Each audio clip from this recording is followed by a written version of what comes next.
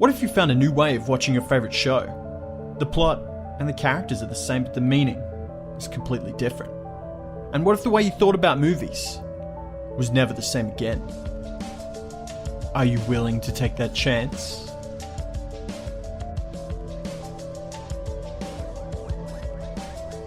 Welcome to Abstract Nonsense, the Fan Theories and Alternate Readings podcast.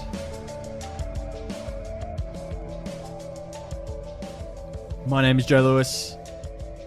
I'm very excited to be talking to you about fan theories and alternate readings, and I'm joined by a man who is just as excited. It's a man who can only be described as two words, Anthony Bull. Hey Joe, how are you? I'm You're excited? I have words. heard you are excited. Yes, I am excited, and that's because we're talking about a movie that's dear to both you and my heart as well, both of our hearts. It's Toy Story. You got a friend in me. Boom, boom, boom, boom. I guess we'll have to do the theme song review on that one. That's pretty great. Theme Yes, song. I guess we would have to do a theme song review on that. Yeah, thanks, Anthony. We're talking about Toy Story. Both of us watched it as children. I assume you watched it as a child? Yes, I remember seeing it in the cinemas, and it was scary scary as Yes, shit. especially that one scene where they go into Sid's room. Yeah. But it's obviously, on this show, as always, spoilers for people who haven't seen the show. If you're not prepared to listen to spoilers, go and watch it and then come back. We are talking about Toy Story, and that's a movie that tells the story of Woody, a toy who is replaced when Andy, his owner, gets a new Buzz Lightyear toy that replaces him and then becomes his owner's new favourite toy, leaving Andy in the dust and leaves him no other option than to throw him out a window and kill him. Pretty much. What did you think of the theme song, since we mentioned it, Anthony? It is a fantastic theme song, and I love Randy Newman. Yes. I love his descriptive type of theme songs where he basically says what's going on and how you should feel. It fits it right within the moment.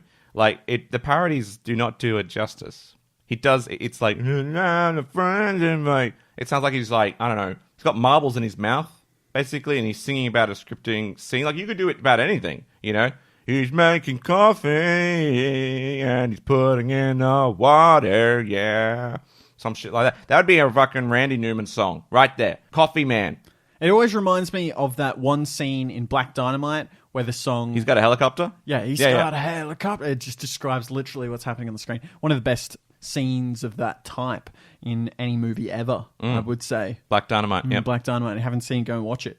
Let's start off the fan theories and alternate readings with one that you proposed to me earlier, Anthony. And this is an idea that you came up with. And you said, how come Buzz doesn't know he's a toy? And I said, well, that's very interesting, Anthony. Have you pre-thought about this? And you said, yes, I have. And I said, well, why don't you tell me? And then this is what you said. Yes. What I said was, I think that it's not a case of like mental illness or anything like that. I think it's because Buzz Lightyear has I assume he has some sort of microchip in him because we know he's got programming. He must have a microchip, obviously. Well, he's got to have some sort of programming, right? What else are you going to tell me? Are you going to tell me that there's chemical in the water? And it's turning the frogs gay, all right? You know, it's like, oh, you don't like gay people. No, I don't like him turning chemicals in the water, all right? Is that how it goes? And you something don't like that. And you don't like microchips either. I don't like microchips. I don't want them in my skin. Don't want them in my brain. So they can Illuminati downloads into my fucking brain with subservient. No way. No, thank you. Get that shit out of here. Don't get me started, Joe. Jesus. You're triggering me with your goddamn NWO shit. So you don't like microchips in the brain. Tell me a little bit about why Buzz has a microchip in his brain. Well, because I don't know, because that's the way the toy designers have made him. Okay. The toy designers have, and this is one of the first only toys that actually have like chips in them. Yes. And allow for programming. In the world of Toy Story, a toy has sentience, but can only use said sentience when humans aren't in the room. Yeah. Now, most of the time, toys are aware of their situation, where they were made, for example, in, what type of toy they are. They're a children's toy, they're, a preteen toy, what kind of toy they have this knowledge. But Buzz Lightyear, for some reason, he has no idea that he is a toy and thinks he is, of course, a space ranger. Yeah.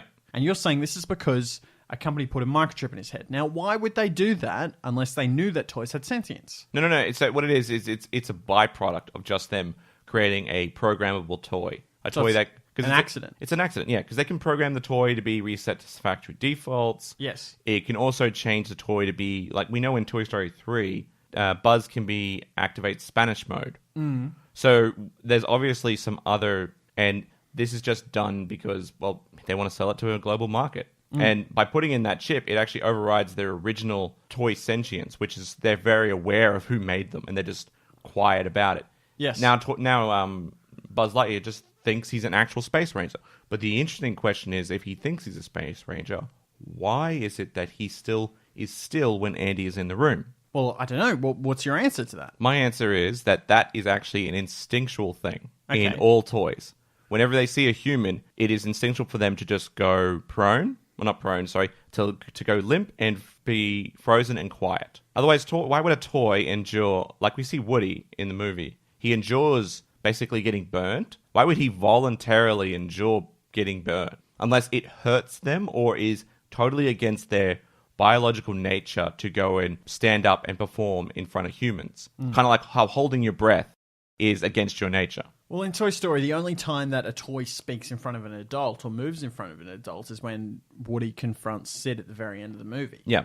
And play nice. Yeah, exactly. But yeah, I find that this discussion kind of opens up a couple of other philosophical questions, at least for me. And, you know, if toys have sentience, do they have a soul? I don't know.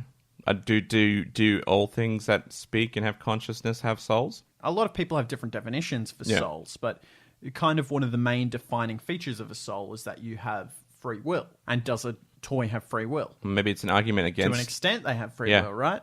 Well, maybe. So maybe they have a soul, but it's different to a human soul. Well, maybe they don't have souls at all, and this is actually just a... this is actually the screenwriters saying that human beings don't have souls. Well, basically because, like, human beings are gods in this universe who create the toys. Yes. And can also destroy the toys. So the toys' existence is completely meaningless. So maybe that's what they're trying to say, is that human beings' existence is completely meaningless and that the deistic God just made us by accident, doesn't care, and we don't have a soul. Jeez, Toy Story writers, bloody bring down. Hey. Jeez Louise. I was enjoying this movie until I found out what the Toy Story writers were really saying. One of the other things on this issue is at what point do toys reach death? Okay, a little bit of an existential question, but Sid, right? He tortures his toys. He does. There's a lot of things to his toys. He mutilates them, he cuts off their heads, he does all sorts of things to them, but none of his toys seem to be dead. They're all alive. Yeah. So how do you kill a toy? That's a good question. And when does it die? I don't know. That's actually a really good question. Like, because even toys with arms, like little disembodied parts, they still sort of can act with their own sort of somewhat volition. Yeah, the Jack in the Box with the hand. Yeah, exactly. I have no idea when a toy dies. Maybe you have to completely destroy it. Perhaps. Maybe that's just it. And what constitutes a toy? Yeah, exactly. So the board games don't talk. They don't walk around. We know they don't because they get very happy when they find out that Andy's present is a board game. They're like, oh, thank goodness, it's battleships. Battleships, they're not real, but why is there not a crew on the battleship game and they're not trying to constantly destroy each other? You know, why is there no joke where it's like, he hit me in E4? It's like, oh no, that's don't worry, that only sunk my cruiser, or some dumb stupid joke about being hit in E4. Yeah, what are the rules? What are the rules for souls and toys? I guess the final question I have for you, Anthony, is when does a toy gain sentience? Okay, so they're being built in the factory. Yeah. When does a toy suddenly become born? I think when you open it from the package. But in Toy Story 2... Yeah. The buzzers are alive in their packets, aren't they? I don't think they are. The Barbies are at least talking in their packets. Yeah, they are, actually. The Barbies are talking in their packets. So it's hard because I know that... Oh, God, that's tough. That's really hard because I think that... I know that the whatever it is, the Buzz Lightyears, they all tend to stay silent, except when Buzz Lightyear himself... Well, actually, no, Buzz Lightyear makes sense, now that I think about it, because Buzz Lightyear is kept in a cryogenic stasis, or he thinks he is. Yes. So that makes sense, he won't wake up. Yep. But the Barbies talking means that they must be alive, surely when at least some of their parts get together. I feel like the head has to have something to do with it, but then the bodies still move without a head. It is an interesting point, because most, if not all, toys in at least Toy Story 1 have faces. Yeah. You know, does a face have something to do with its ability to be alive? That would partially explain the battleship thing, right? Yeah, it would. Well, maybe it has to have human features of some form. Because, like, we got the hand, right, that comes out of the Jack in the Box, and that disgusting walking crane thing. It's got, like, human legs, like Barbie legs, and it's got, like, a little crane. The most disturbing thing, the second most disturbing thing next to the bloody baby spider fucking thing. That is the true terror of my nightmares, right there. Yeah, that's the meaning of terror for children. I don't understand. What is wrong with you, Pixar? You know how many people you terrified with that image? Very You should frightening, feel indeed. ashamed. Very, very frightening. Frowny face for all of you. A frowny face indeed. All right, so we're going to move on to another theory now, and this is one that you've come up with, Anthony. Yes. And this one is about Andy's toys, Toy Story in general, telling the story of King Saul and David from the Bible. Yes. So Very interesting biblical story here. Yes. I'm intrigued to how you're going to pull these two stories together, Toy Story and King David. Well, it started off with that, but it's also now then goes to the exile and then the return of the Jews. All right, let's start have at it. It's not too long. All right, Andy's toys, we know, live in a theocracy, right? Okay, where the leader... so a theocracy is where a country or society is run by the religion. Yeah, or it's someone's chosen or ordained by God. Yeah, which is a religion. Yeah. So I'm right. Well, no, not necessarily. Religion's more of an organized practice centering around... Spirituality. Yeah, all right, spirituality. All right, just chill out, bro, bozo. Because theocracy means theology and leadership. cracy. What? It means religion and cracy. Continue. All right, so basically, the god Andy anoints the new leader. God Andy. Yeah, God Andy anoints the new leader of the toys by riding on them. The same way that in ancient Jerusalem, that God's chosen person was anointed with oil, and this person was Saul. So Saul is actually Woody, and Buzz is David. Okay. So just for this one. Okay, sure. So Andy initially anoints Woody, right? Yes. But after some time, Woody falls out of favor with Andy. Just like Saul, who becomes king, but then falls out of favor with God. Why? What happens next is that Buzz enters the scene. Okay. And starts to become... He's then anointed by Andy, and the toys in the room start to follow Buzz. He gets to get more popular. It's a theocracy. Yeah. He's been selected by God to be the leader. next king. Yes. Right? And now this is an issue. Not only does Woody have massive problems with this, he's very jealous of him. It's also, As you would be. As you would be, because he's losing faith. This is exactly like King David basically being anointed by Samuel, and the people starting to be like, oh, David's a pretty great guy. And Saul getting really jealous of David's popularity, seeing him as a usurper to his throne. Woody basically loathes this, and he tries to do away with Buzz, which is essentially the same thing as Saul trying to kill David. Yeah. So David has to flee, right? Buzz is knocked out of a window. David flees. There you go. All right. So that's David fleeing, okay? Sure. All right, yeah. Okay, so who's David and who's Saul? Remember, David is Buzz. Yes. All right. Saul is Woody. Okay. Okay.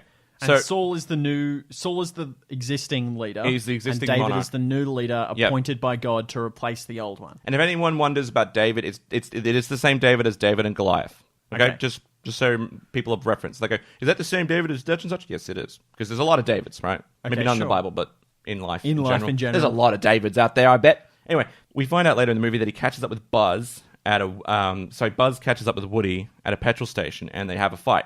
This is exactly the same as when David tries to go and kill Saul. Okay, so how does David go to try and kill Saul in the Bible? If I recall, Saul's sleeping, and essentially he cuts a bit of Saul's cloak and essentially shows him, I could have killed you, but I choose not to. Okay, this is where the story now diverges from just about Saul and David, now to be about the Jewish people entirely. Okay.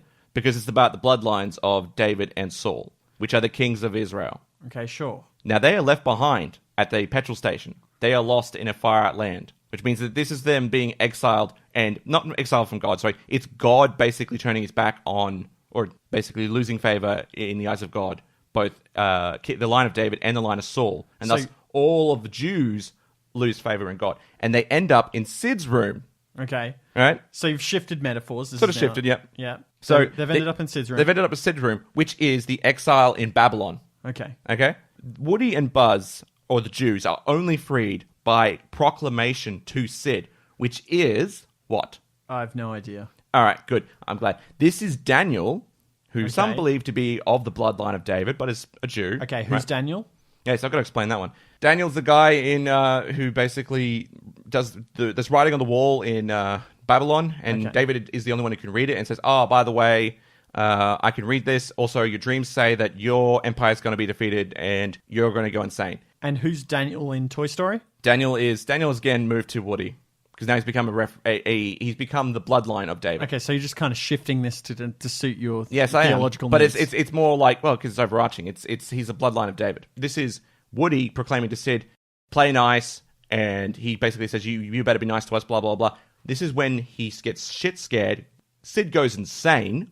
Okay, so this is where Sid's been scared by Woody in the backyard. Yep, and goes insane. And this is exactly like King Nebuchadnezzar of Babylon going insane. Okay. And then Woody and Buzz are able to escape and leave, and they're able to go and get back to back into favor with Andy, which is exactly like when Cyrus the Great comes in and then lets the Jews go back to Jerusalem and they rebuild the temple. Sure. Okay. There's a lot of characters, a lot of places, a lot of things mentioned there. If you managed to keep up through all of that, good on you. Good on you. Good on you. Good on you.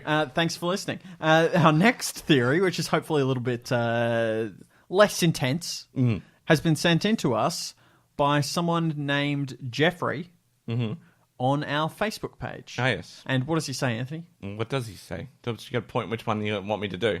So what he says, Jeffrey says, is that Sid chooses a job that lets him save toys. Now, I've heard this one as well, so it's going around on the internet. It's not a bad one. Basically, in Toy Story 3, we see that Sid is working as a garbage man. Now, this is supposed to be like a just desserts for the toy killer. This guy, failure, now he's working as a garbage man. But the theory goes, and I like this theory, that after his encounter with Woody and realizing that toys are alive, he's realized that he's been killing and mutilating living creatures that actually have some form of sentience and intelligence. Like, he feels really guilty about it. So as a way of paying off his debt, he decides that he needs to go and save these toys from destruction, because he's the only one who's really aware that these toys exist. So he chooses a job that allows him to collect garbage, but also lets him collect toys that may be being thrown out. So he can then find those toys and save them, because he's spent most of his life destroying toys. I like this theory. I like the idea that he chose this job, because other people would say it's a failure, but it's not. It's more like this is his sacrifice. This is his goodwill. Okay. Restoring of himself, you know? Yeah. What do you think of that theory? Good on you, Sid, for making a change with your life.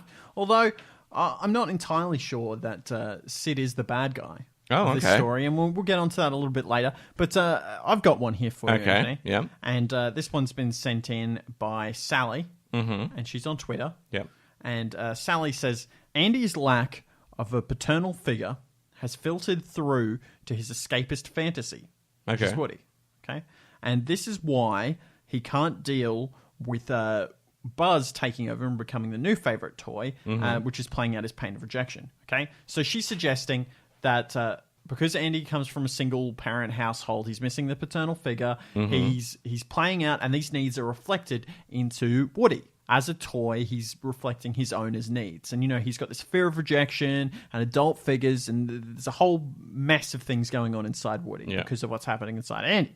And so when Buzz comes, he plays out his pain of rejection, and he doesn't like this very much. And there's even a little scene here when Buzz first arrives where one of the toys says, "Oh, what's with him?" And another toy says, "Laser envy." We're very specifically talking about Andy's envy of not having a penis. Yes. Or not having a penis to aspire to? Yeah, perhaps. Yeah. Well, his gun is kind of his penis, right? And it's empty. Have you noticed that? Oh, yeah, Woody's gun is empty. His holster is empty. He doesn't have a gun. Woody's gun is empty. Well, his holster is empty. Yeah. He doesn't have a gun. Yeah. That's the point. But Buzz has a gun.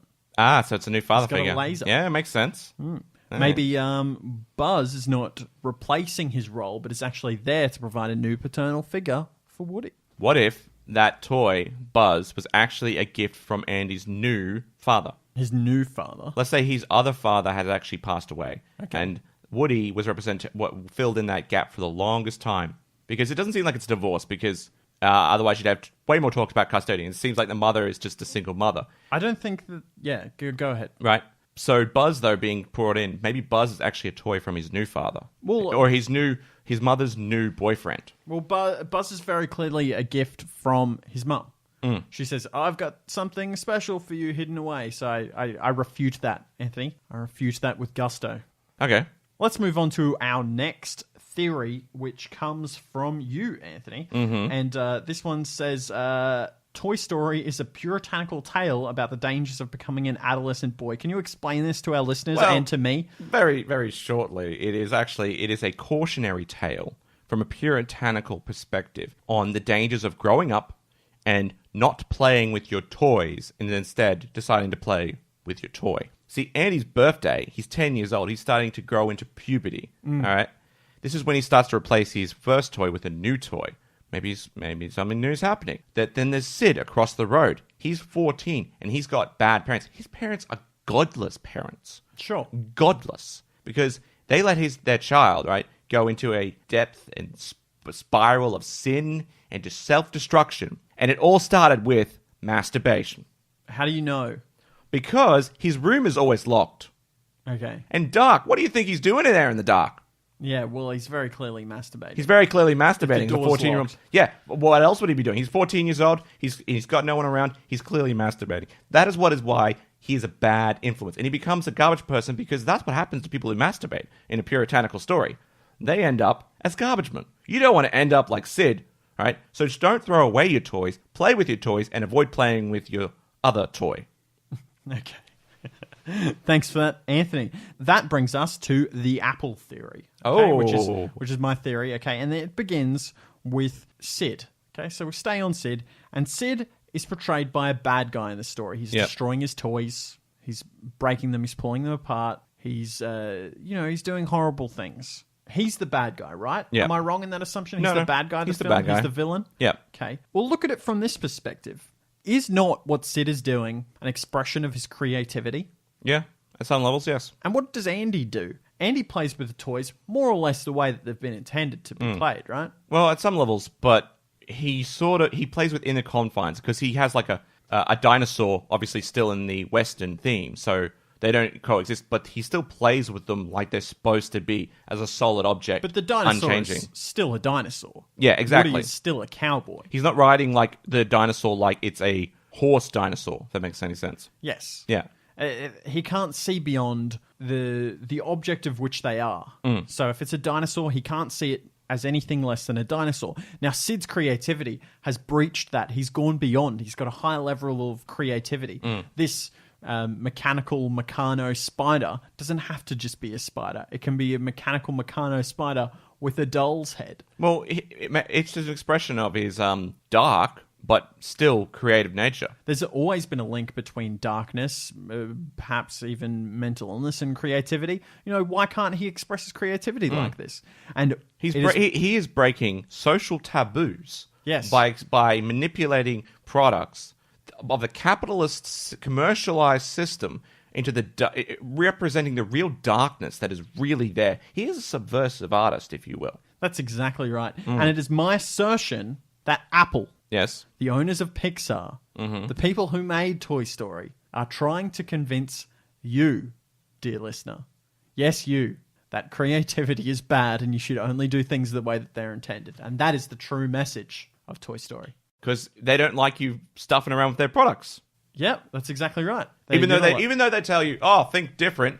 Nope, think different within the square that is Apple. Yes. You can make apps, but only on the App Store using our special coding, and you cannot do anything that violates things we don't like. Yep. That is not true subversive art. No, it's not. Sid is the real genius here. Yep, Sid's the hero of this tale. He's the one rebel that stands to break out, and he's chided by the voice of Steve Jobs through Woody himself. Exactly. Not to be different, but to be the same. Well, when you think about it, Tom Hanks is kind of like a terrible anagram for Steve Jobs. You could almost say that if you moved the letters into you dropped some shapes. around, yep, and you dropped a letter here, added an Eve here. An O is just an S that hasn't broken free of its chains. Exactly. Yes. Exactly. Okay, and that's the Apple theory, which brings us to the final segment of the show, which is... Do you know what it is, Anthony? It's all in his head. It's all in his head. It's the segment where we try and tell you how the show could be viewed basically all in a character's head. All in a character's head. And how have we done it this week, Anthony? Well, it's pretty obvious. Andy's fucking insane. Okay. Do you want to elaborate? Yeah, I want to elaborate. Basically, he not only is he imagining his toys are playing, he's also imagining that they come to life and they live this life beyond the, I guess, when he's not around playing, because he thinks they're real and he's like, oh, these toys want to have fun and enjoy life, so they must be doing something while I'm not up there. Right? Maybe it's because he doesn't have a father. Okay, and this is, we'll go one step further. This is something that you and I discussed before the podcast. What if Andy is actually a murderer? Okay, now this makes sense. It does. Because of the first story. Trust us. Because the story of Toy Story is about Andy dealing with guilt of having basically killed Buzz, Woody, right? Woody dealing with yes, yeah. Woody dealing with the guilt.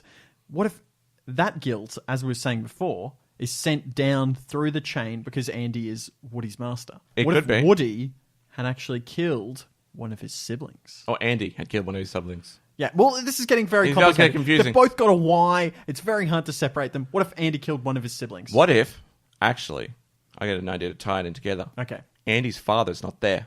Why? The toys are Andy's parents, Woody and Buzz, father figure. Why See are what I'm saying? Why are they his parents? Well, you saw in the original other theory that they're patriarchal figures. Yes. So what if Andy had accidentally killed his father? Okay. Wouldn't he be in jail?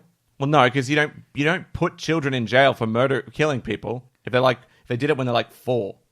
Because it's an accident. No child will kill someone at the age of 4 with knowing what they've done. So they generally don't send those children And to Toy jail. Story is the story of him dealing with his guilt.